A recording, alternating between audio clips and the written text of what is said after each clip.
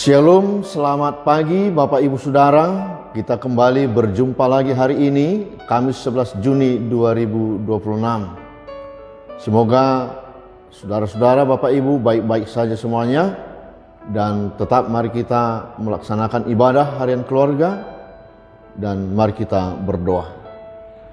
Damai sejahtera dari Allah Bapa dan dari anaknya Tuhan Yesus Kristus menyertaimu sekalian. Amin. Firman Tuhan nas renungan hari ini tertulis dalam kitab Hosea pasal 6 ayat 6. Sebab aku menyukai kasih setia dan bukan korban sembelihan, dan menyukai pengenalan akan Allah lebih daripada korban-korban bakaran. Demikian firman Tuhan. Bapak Ibu Saudara yang dikasihi oleh Tuhan Yesus Kristus, memahami nas firman Tuhan hari ini, kita diberi satu perbandingan nilai dan perilaku hidup. Khusus antara hidup kasih setia dengan pemberian korban sembelihan. Pengenalan akan Allah dengan pemberian korban-korban bakaran. Adakah satu hal yang lebih penting dan berguna dari yang lainnya? Atau satu yang benar dan yang lainnya salah?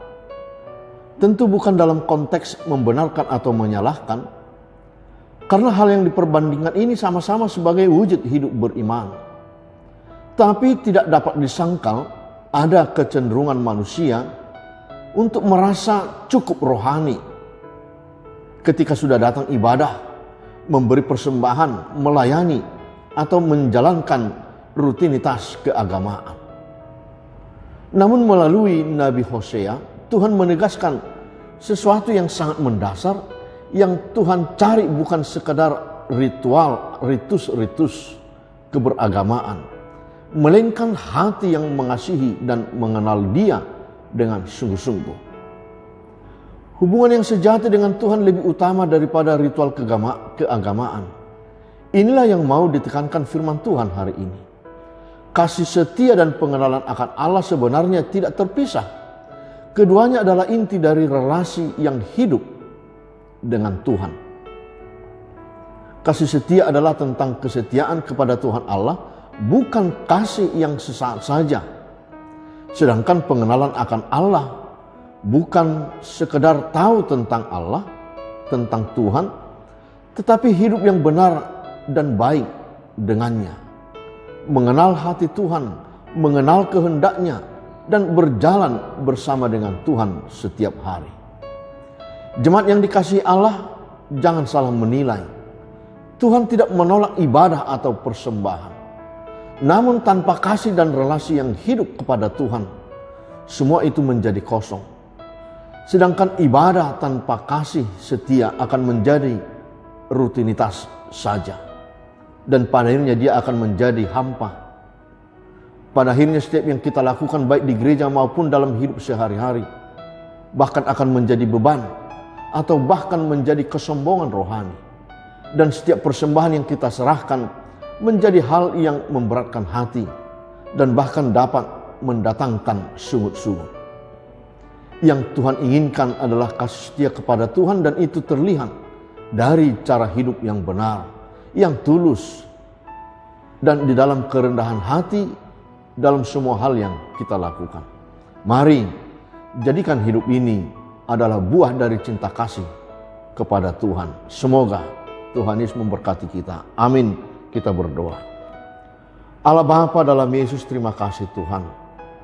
Benar kami ingin hidup menjalankan kehidupan beragama, kehidupan bergereja seturut dengan kehendak Tuhan. Kami boleh mengenal kasih setia Tuhan dalam ibadah-ibadah kami.